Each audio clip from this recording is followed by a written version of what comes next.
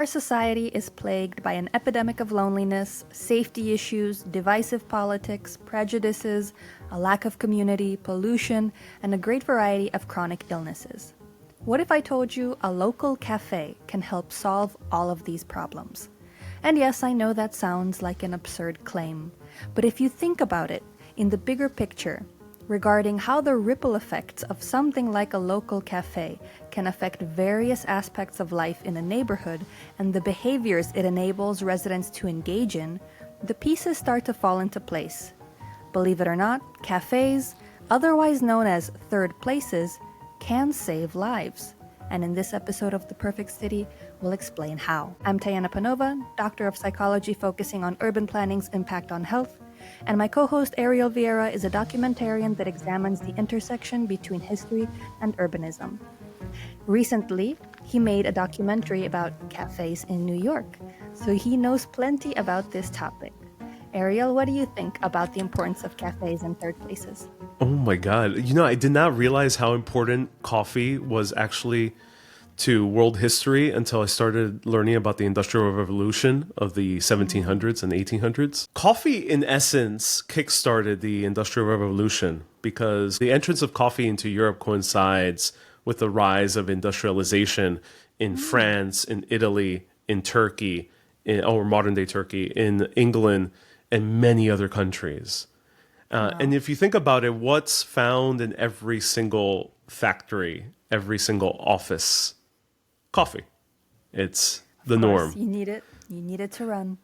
But when it comes to also other aspects of society, the entrance of coffee to Europe coincided with the rise of political movements, from socialism to the Enlightenment, the Scottish Enlightenment, the French Enlightenment.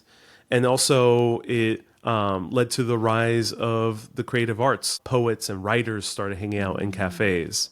Mm-hmm. So cafes have been integral to the development of humanity. Europe is a great example, but this has happened in other respects in other parts of the world, not just with coffee, but also with tea. It's crucial to the growth of the arts, of politics, of industry, and of society. Yeah, like when you've traveled in places around Europe, you've noticed the immense amount of cafes. Of course, there's cafes at every corner, on every street. You find multiple in some cities. Cafes are really a staple of many countries, many cities. It's just so commonplace for people to go to a cafe daily because such an important part of daily life happens there. Either you meet with friends or family and you have that social component of your day where you're talking and sharing news and gossip and just communicating. The social part of your life happens there. Or you can go there to relax after work, before work, to read your book, to work on your projects, to write your poetry, whatever the case may be. It's a place of respite for people, and it's also a place where you can go to connect with people. It plays a very important role in urban life and in any kind of life. And we have three places. We live in the place, which is the first place. We work and do industry in the second place. And then the third place is the crucial one that sometimes is forgotten in parts of North America. And what's that? And it's the third place, and that's places like coffee shops or parks or like libraries even.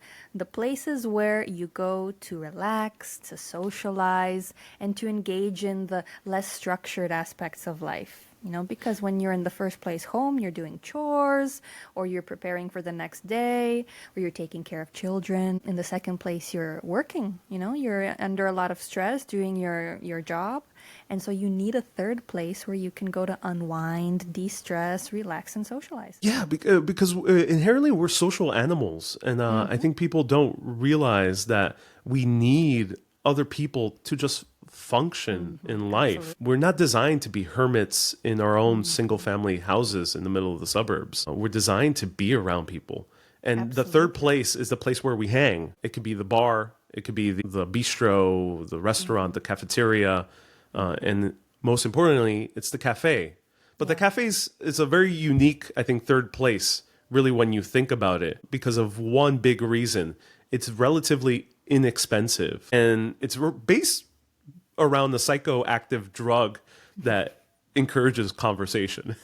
Yeah, Even though not everyone might partake in the coffee itself or the tea, we still have to take that into consideration. It's based on a caffeinated drink. That main factor, the cost, it's cheap to just buy a cup of coffee in most places around the world. That's why people go to these cafes. That's why they proliferate all around the streets of Paris or Rome or Copenhagen. It really doesn't matter. The person who coined the term third place, Ray Oldenburg, he actually talked about this, about the importance of the third place being very affordable.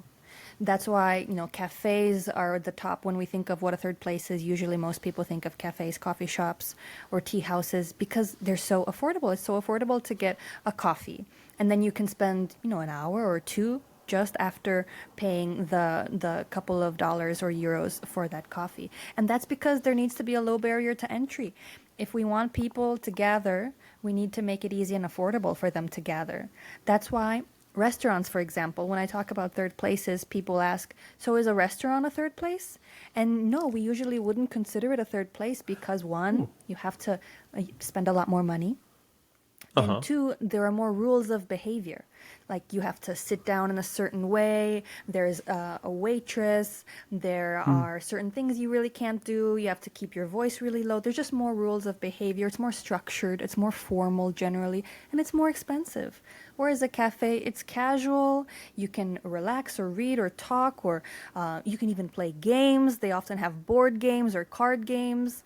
And it's a more casual environment, which encourages all different kinds of behaviors and social connection. That's why it's so valuable to a community to have one. Well, it's interesting you mentioned about the restaurants. It does require a certain level of social decorum. You can't just bump into a friend at the restaurant, Yeah, it's per more se. formal. Yeah. These days especially. But to clarify, it's not all food places, because you see in certain cities with the French Café, which is a place to buy food, but since it's outdoor seating, it's relatively cheap compared to restaurants in general. It does function as a third place. And in Latin America, especially Puerto Rico, where my family's from, we have the cafeteria. And it's basically like a bakery with food and coffee. So people are indeed eating, but it's so casual that you can just bump into family, to friends, to co-workers and colleagues. It's that casual component that really characterizes the third place. That's why we say, for example, pubs are a third place, but like bars, fancier bars, don't usually qualify as a third place because pubs are more casual and more community oriented. Okay, so from a perspective of a psychologist, why do we even care? Who cares? Do you need a place to hang out? Why should you be hanging out? Shouldn't we be working? Shouldn't we be focusing on important things in life? I love that. No, the third place or the cafe is so important from a psychological standpoint. And I think that we really don't talk about that enough, because when you hear something like, let's go to the cafe, it, like you said, it sounds like just a diversion, something fun to do, maybe even a waste of time. But no, it's such an important component of life that we need to engage in for our mental health. And that's because it's where we socialize, for one. And we are social creatures, as you said. And if we're not socializing on a regular basis, we start to feel lonely. We start to feel alone. We start to feel disconnected from society. It's not a pleasant feeling. It's not a pleasant experience. And we are social creatures. So we need social connection. We also need a place to relax and unwind. Life is tough. Work is hard. Responsibilities at home are hard. Having to clean, take care of parents or children, or do homework if you are a child, if you are a teenager. Everybody has certain chores to do at home, and then they have work to do at the second place, which is work. So we need somewhere where we can just relax and enjoy ourselves. That is also very important for mental health. On the other side of the coin is also very important for human productivity. If you notice, the largest businesses in the world didn't start in the middle of the suburbs, with a few exceptions in Silicon Valley. It's generally major businesses and industry starts around people having a conversation in a cafe. The most important works of art and movies started around conversations in a cafe. So cafes are also very important to move humanity forward. But the thing is, we treat third places as like an option, but we don't see them as a necessity. The things we think of when we think of a cafe are kind of what it looks like and the behaviors that, we do transactionally, what we buy there. But what we need to do is think about the role it plays in our lives on a daily basis, like I mentioned before. Like when you think about where do you go when you want to engage in social life? Where do you go when you want to relax? And you'll see that those important parts of your experience as a person usually take place in these kinds of contexts, in a cafe or a park or a pub or a tea house or a terrace or, a sidewalk, outside seating, something like that. It's usually always this kind of a place. And so when we measure the impacts of those behaviors, connecting with our friends and family, socializing, or unwinding after a long day at work, we will see that they really impact mental health. Loneliness, for example, now we often talk about the epidemic of loneliness.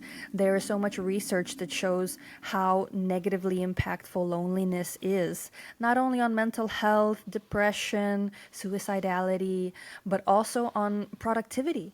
Loneliness has led to billions of dollars lost in productivity because lonely people are much more likely to take days off of work for mental health reasons or other reasons that they need to recharge more and they need more to reach out more to support networks because they're dealing with things caused by loneliness. So loneliness has been measured as having a huge impact not only on our well-being but also on our economic productivity. So the ripple effects of these things are really far-reaching, and when you trace them back to their roots, it often has to do with the lack of third places in communities, the lack of cafes. And you often talk about why that is. Why do we have such an absence of places like this from communities in residential areas? And I think that the reason is very interesting and very important. I was thinking about that when I traveled for many months in Greece,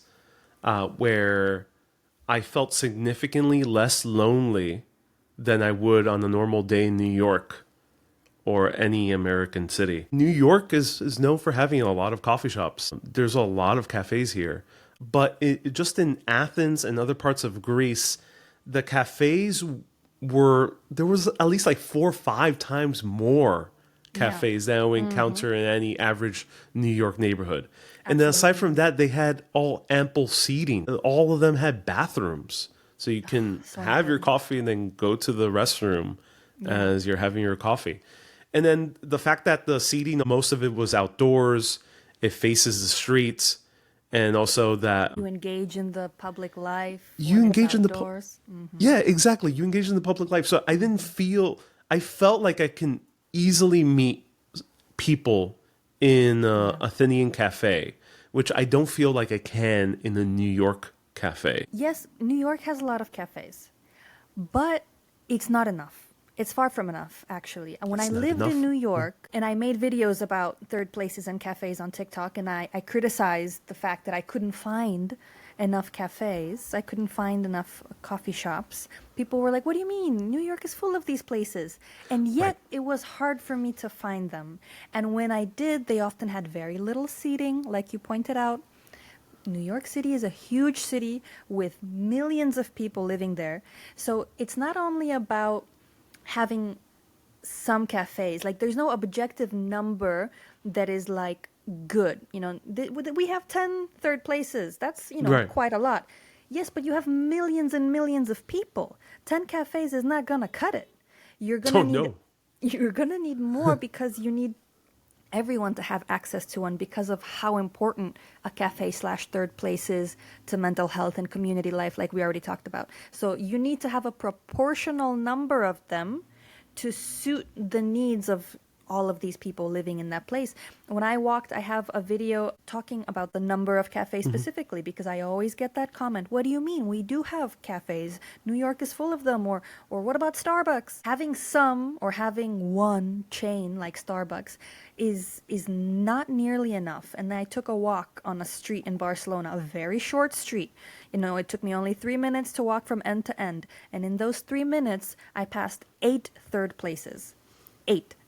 And this, frequency, this density of third Yes. places is something that's really lacking even in the cities in the US, not to mention the suburbs, which almost have zero, but in the cities even it's not enough. So these places, third places, are so important for humans' daily life and mental health that we need to have enough of them where everybody can find a seat at one when they want to. Yeah, because you don't want to think about which cafe you're going to visit or And where it'd is be the full. cafe.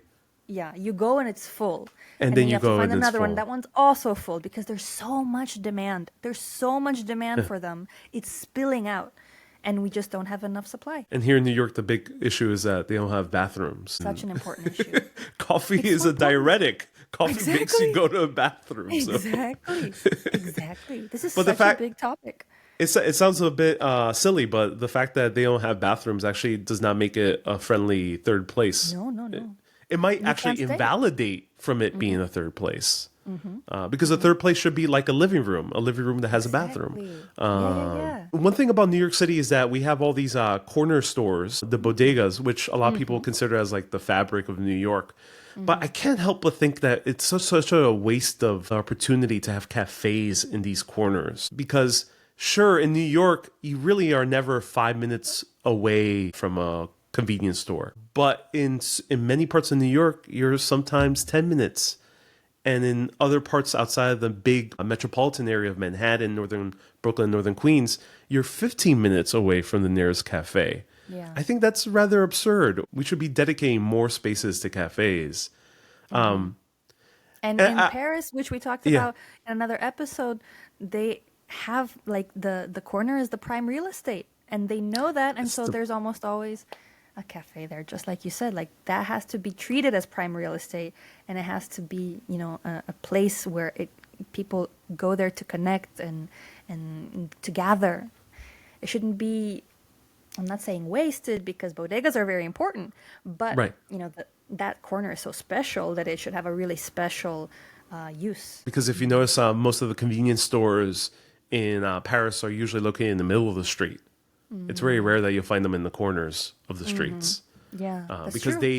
they value that corner spot as prime real estate for an establishment that can have outdoor seating, namely Yeah. a cafe. Outdoor seating that is the magic of the cafe in many instances because it's not just internal. If the cafe were completely internal, then it wouldn't attract as much energy and vibrancy. It wouldn't really light up that part of the city because everything would be hidden behind walls and doors and it wouldn't interact with public life.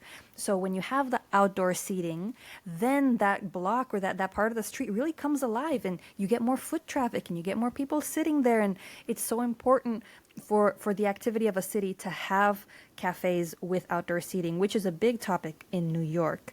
Maybe we can do a whole episode on that, on the outdoor It dining is. in New York. It was a big issue. This is a big downside also with pubs and bars in America, namely New York. They tend to be very dark and very small windows, especially the older types of pubs, which is not the case with the pub in the UK and Ireland, which is an establishment, as you mentioned, is all interior. And that's due to the weather, but doesn't also have to be unfriendly. Because if you see a bar with barely a window or a door that you can't see through, Yeah. it feels like you're intruding. Yeah, or if it So a feels third like place also has to feel like seedy. it has to feel like you're welcomed in. Yes, coziness is so important to a third place. This welcoming quality where you feel comfortable and relaxed and like you can just unwind. That's so important. I think the main factor is because we don't have enough mixed use in our residential buildings. Every city basically has zoning regulations, and zoning is residential, commercial, and industrial. The thing is, mostly in many parts of America, when we zone just for one exclusive use. It's only a place to live. It's only a place to work. It's only a place to make goods. But we rarely combine them, especially the combination of commercial and residential is lacking in the US compared directly with many European cities and even the small towns and the rural main streets of European places. where you have a cafe in the first floor, or a pub, or a bar, or a tea house, and then on the upper floors you have residential. The whole philosophy behind single zone development is it doesn't make sense. It suggests that when you're at home, you only want to be on the couch or sleep. You know, when you go home after work, I mean. After work, the only thing you want to do is watch TV and sleep. That's what a residential only neighborhood suggests because there's nothing else to do. Or when you go to do your shopping, you want to do only shopping, and then you want to go home, drive home 20 minutes, and then that's it. Like this kind of compartmentalized life that zoning creates, it's just not the way people have historically enjoyed living. People like to be able to go home, take a nap, then go out of the house, get a coffee with a friend, then stop by the supermarket, buy some milk and oranges and a few other things, then maybe stop by the office to pick up something that they photocopied and forgot, then go to the park and walk their dog, and then go back home, bake a pie, and then, oh yeah, I want to go back out again with my friends and grab a beer at the pub and take a walk around the main square. Like this kind of mix of behaviors within one day is just the way people enjoy living, the way people have historically lived, just not having to structure your day around one behavior. Being at home and doing at-home things, or being in a shopping area and doing shopping things, or being in the work area and doing industry work things. It also leads to people feeling like the city's more lively, that people are jumping into the cafe more often. Because if you live right above the cafe, it most likely will be your cafe, the one that you'll visit the most often. And if you're visiting often, you'll start to make friends in this cafe. And you'll start feeling like you're in a community, which is not the case when there's massive swaths of the city to exclusive single zones. Well, community life, when you have to drive to absolutely everything and everywhere and you don't cross paths with your neighbors. In a community where there are no destinations, like shops or cafes or public spaces, there are no destinations to walk to, you're not going to walk. And if you don't walk, you're not going to cross paths with your neighbors. You're not going to meet your neighbors. You're not going to form relationships with your neighbors. You're not going to develop community. So you need to have destinations at a walkable distance from home because that encourages walking. And when you're out and about, that's when you bump into people and you make friends and kids meet each other and you get closer to the people around you. And that's what really creates the fabric of the community. This has been part the reason for the rise of depression and anxiety amongst many Americans. And loneliness. And loneliness. For sure. Is because of that lack of community, of that lack of being able to spontaneously go to your local corner store cafe and say hi to a friend, which does not happen when you're going to the local Starbucks in the suburb and you're driving to it. You might have a friend there, but it's usually not the case because everyone's living their own very separate insular lives. And that spontaneity, we keep going back to it, is very important in urban spaces by the fact that you can just go to the cafe, not think about it, not think about which cafe you're going to go to, not think about, are my friends there? Or think about, is my favorite barista there? You don't have to think about this when there's more cafes and more commercial spaces dedicated to third places like cafes. It makes life more interesting. It makes life more fun. And when you wake up in the morning, you don't know exactly what's going to happen or what your day is going to look like because things are mixed up together and there's a lot of different things you could do. There's a lot of different routes you could choose. There are a lot of different places you can visit. There are new places you can discover. You can bump into people. So that spontaneity allows for a much more interesting day-to-day life. Whereas when you live in a residential area that's only houses, you know exactly what your day is going to look like because you have very limited options for what you can do. You have to get in your car in the morning to go anywhere, and you're probably going to go to work. And then after work, you're probably going to go to the grocery store, let's say, and then you're going to drive back home.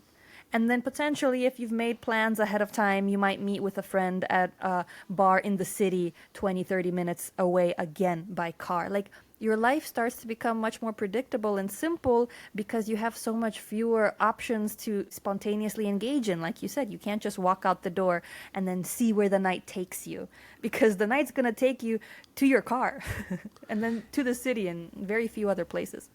And what we're talking about is good urbanism. But Yeah. what people don't realize is good urbanism is not exclusive to massive, crowded cities. Oh, yeah, absolutely. It also applies to the suburbs. It applies to towns.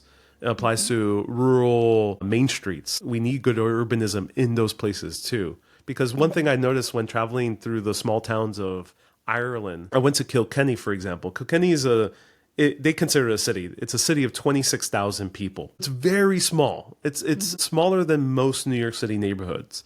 But on the high street and the main street that they have, there was at least 7 or 8 or 9 cafes. There was like 10 pubs.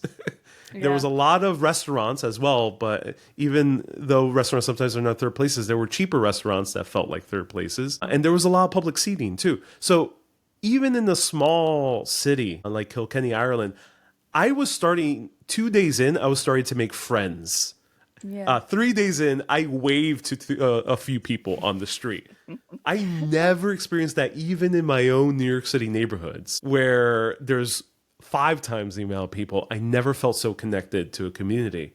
And I think it's due to good urbanism. Good urbanism means a very smart use of density. So we're not having to spread out too much. But density also creates, as you just mentioned, community. It incentivizes spontaneity. So it's not exclusive to the big, crowded, car-filled city, but also can happen in the quieter rural areas of America. There's often this argument or this debate. They like the city or they like the suburbs, or they think about city versus village versus town versus suburb. Like they think in these labeled terms, whereas I like to think about it in terms of communities. Like wherever people are living, they need to have amenities and places that they like and that they need and that make them happy. So it's not about the density even or the number of people that live there. It's about making the quality of life for the people who live there good by design. I always think about not the culture from any particular country or nationality or religion, but just the human culture. Now, the human culture means the things that all humans basically like, because we are human. People like to connect with other people. So any community needs to have places that facilitate social connection. That's just important to the human culture. And then we need to have, for example, shade. If you want people to walk, people don't like the sun beating down on them. So you need to make walking pleasant by offering shade or by offering benches, because the human culture requires us to sit down occasionally because we need to sit down occasionally, tie our shoes or take a break or call someone on the phone. So any community, no matter the size or the density or the population, needs to be designed in accordance with human needs and wants in order to be a pleasant place to live. It's funny you mentioned shade because in New York City, there's a big issue with some cafes where the windows are always facing the sun for the majority of the day. And it's just massive sunbeams into the cafe or to the outdoor seating of the cafe. And they never bother to put down the curtains. So you can tell that the cafe is empty most of the day. And it's because no one wants to sit in the hot beaming sun the entire time they're drinking their hot coffee. Or if they're drinking their cold coffee, they'll want to melt in a few seconds. So we talked all about the problems, but what are the solutions? And we'll divide the solutions into 2 categories: the big city and the suburb, because I think they have similar solutions, but they're also a bit different. The big city, we talked about it, which is the mixed use. What other solutions you think there are? It's a numbers game in cities, like in New York. We need more. We need more third places, and we need them to have, when possible, outdoor seating. I think that's really important because, like we talked about, the outdoor seating is what lights up the public realm. It's what gives energy and vitality to the city itself, not just to the business, but to the city.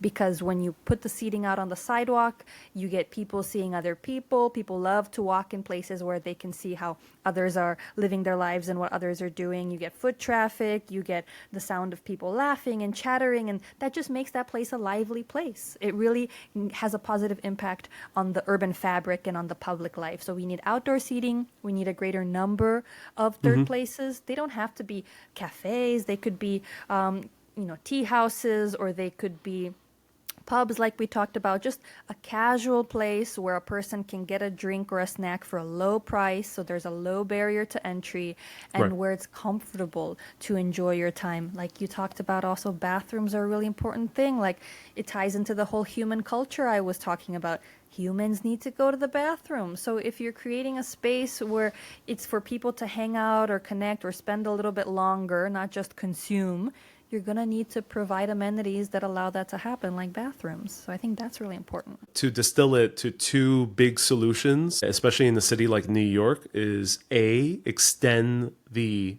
sidewalks, make the sidewalks wider. Absolutely. Because that prevents outdoor seating in many parts of New York. The sidewalks are not wide enough to sustain enough outdoor seating that's comfortable. And it feels like there's some slight separation between you and the sidewalk still. Because sometimes with certain outdoor dining or outdoor cafe setups in New York, you feel very vulnerable because you feel like the cars are right there. Unfortunately, sometimes weird people crossing the street, and you don't feel like you're kind of cozy. So we need wider sidewalks. And we dedicate such a massive portion of our cities to parking. And this is very prevalent in North American cities. We just have parking everywhere. Not every two sides of a block has to have parking, so we can extend our sidewalks. And I think the second thing is, how do we increase the supply of cafes in any given city? And that's by making more mixed use. I think the reason New York has so little cafes is because there's not enough empty commercial lots so you can move in with a cafe. And due to the low amount of commercial space, the prices are very, very high. And also due to the restrictions here in New York, we're a bit quirky. I assume a lot of cities have this quirk as well. You technically can't live above your own business. You can't build your house and build the business on the first floor. If the neighborhood is zoned for mixed use, you can't do that. We should take away some of those antiquated laws because some people do want to live in the same building that they run their own cafe. And we should allow people to do that. And traditionally, that has been the model. And it works. It makes it convenient for the person running the business. It just makes sense. It just makes sense. It makes sense. So by increasing mixed use increases supply eventually. Because there's no reason entire residential blocks in New York City should just be purely residential. Especially in the corners, we should dedicate them to commercial space. So how about the suburbs? Because that's a bit trickier. It's still car dominated, but doesn't mean that there should not be a town center. I think the solution is the same as what you said. Mixed use development. We need to have more mixed use development. These zoning laws that make it impossible to have a business in a residential area is what's preventing small businesses like coffee shops from existing in residential areas. So we need to, and I think people worry that if they allow for mixed-use development, if they allow for businesses to enter residential areas, they will lose their peace and tranquility. They're afraid of noisy businesses, of like a mechanic setting up next to their house, and then losing the tranquility that they value in the suburbs. But you can build that into the zoning code. You can say only a certain kind of business can be allowed in the residential areas. Businesses that don't make noise, that don't create fumes or pollution, it can be restricted, but still not be completely outlawed. And that way you can start introducing things like bakeries and, community-friendly, neighborhood-friendly businesses, like like coffee shops or like small little supermarkets for milk and eggs and cheese and things that you wish you had on hand and didn't have to drive 15 minutes to get, so those things can be woven into the zoning code. It shouldn't be all or nothing, black or white, but at the end of the day, it is the zoning code that is making it so hard for us to create third places in suburban communities, because it's just not allowed. Mixed use development where you have businesses mixed in with residences is not allowed. There was a YouTube channel called City Beautiful that talks about urbanism, and he mentioned that instead of trying to build one big town center, because in the U.S. most town centers, most main streets in suburban neighborhoods are exclusively commercial zoned, so there's no houses on top of these businesses. It's like one level. It's one level, and then there's no apartments above the shops, which eviscerates walkability and community. You don't feel like you can just hang there. So what he proposed, and I've seen other people propose, is make a bunch of little centers throughout the suburbs, scattered throughout, that a lot of like corners of these suburbs can be made into mixed use. And the quiet thing is actually not that big of an issue, because if you think about it, if you zone the corner of a block as mixed use, where you can have the bakery, the cafe, the convenience store, and that's that, you can still live in the middle of the block and still have your peace of mind. I agree.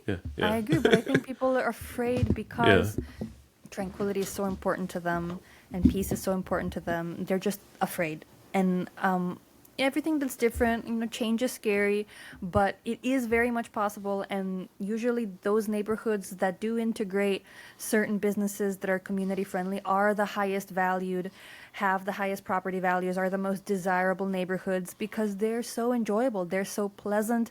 They have a very pleasant level of liveliness that isn't too much, but it still gives it that character and that charm that we love. It's like a more small town feeling. I think people confuse small towns with suburbs. Suburbs and small towns are not the same thing. Right. And I think most people prefer the small town concept, and then they settle for the suburb, thinking that's what it is. But it's not. It's very different, because a small town is mixed use. Small towns do have mixed use development. They do have shops and cafes and barber shops and whatever very close to residences. That's kind of their defining feature, that there's few people living there, but there's a lot going on, and there's a lot of different kinds of small local businesses run by neighbors, and that friendly neighborhood is characteristic of a small town. A suburb, because it's single-use zoning, it doesn't have that liveliness and that energy. It just has houses isolated on their own lots and people who don't really mingle, because there are no places to mingle at. You just have your house, your yard fenced in, and your garage with your car inside that you use to get to the other places. So they are very different, those two. And I think that we need to stop confusing them for each other, because they have very different makeup and zoning. If we want more of that, traditional American small town charm, yes, that's mixed use. What you're thinking of has mixed use tied into it. And it often is what's holding back suburbs from becoming these beloved places, is the fact that they don't have mixed use. They only have single use zoning. It's really restricting their ability to thrive. Yeah, because a lot of Americans think everything we're talking about here today, that this is European. Yeah, no, absolutely. No, this is also an American concept. This has been an American concept since the birth of America. America was founded. The most American. Yeah. America was founded by dudes talking in a bar. The pub was usually the first building in a new community. Like when they started building and developing a new community back in the beginning of the United States, when they were creating the initial communities, usually the first place to be erected was the pub or the community center or the third place, because that historically is the heart of a neighborhood. It's the heart of a community. It's the nexus that everything kind of like goes around, orbits around. So the fact that we don't have those anymore is why these communities are kind of dying, because they don't have their heart. They need the heart to thrive. People who grew up in suburbs associate cities as a place where it decays, because of course bigger buildings start crumbling, Infrastructure might start getting a little bit tired out. Transit systems also might get a little bit tired out.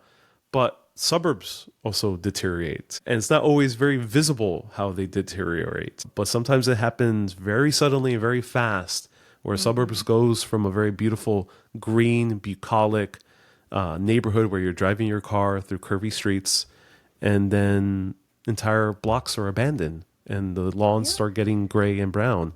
And it's because... the sprawl gets too much and no one's really being productive anymore and jobs start going down.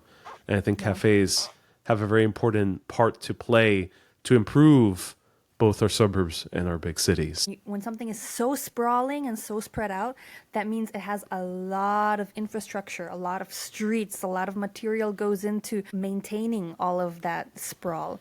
And so making sure that it's well maintained, it's clean, that takes a lot of money, a lot of resources, and it's actually incredibly expensive. And so if you don't have enough business to support all those expenses, that's why a lot of suburbs start crumbling very quickly and people don't expect it. So it's not sustainable. This whole single zoning thing where you have super spread out, really expensive properties at large distances from each other and no commercial offerings, no business activity, it's not sustainable. It just can't afford to exist. The economics of the suburbs don't make sense. But that's, a whole other topic. Oh, and we will discuss that at some point. We will discuss. Next episode, we will be discussing about, is beauty really important? Or should we just build functional spaces? Stay tuned. Let us know in the comments. Do you think we should have more cafes in our suburbs and cities and everywhere else? And how should we build them? What do you think is the big solution to building more of them? Dr. Panova, where can people find your work? You can find me at Dr. T. Panova on TikTok, on Instagram, on X, and on YouTube. And Ariel, where they can find you? You can find me at Urbanist Ariel across all platforms, including LinkedIn as well. Yeah, LinkedIn, very important. Me too, actually.